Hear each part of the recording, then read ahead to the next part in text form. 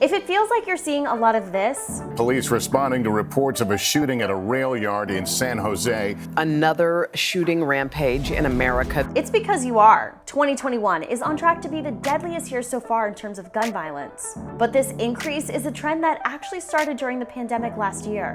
According to data from the Gun Violence Archive, the number of multi-victim shootings was way up in 2020. And 2021's already deadlier than other recent years, even with 5 months still left. Experts say this spike is actually linked to a lot of pre-pandemic issues. What we know is that all of the conditions that help gun violence flourish, all of the inequities, the structural racism, lack of employment, lack of opportunity, unaffordable housing, poor education, were just exacerbated by the pandemic. All of these issues are things that can contribute to increases in violence when it's hard for people to meet their basic needs. Cass and Shani research gun violence and its prevention for a living. They say a lot of things about 2020 really made it prime for this spike.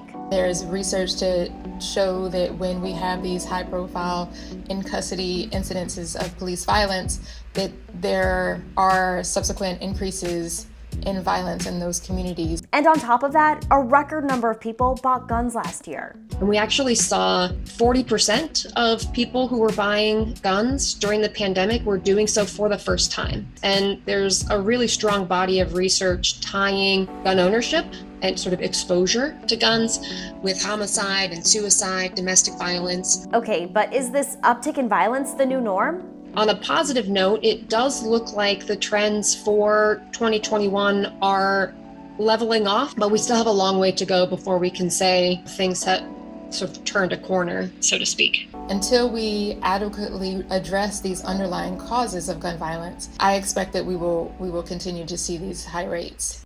We've got all the news you need every day. Swipe up to subscribe.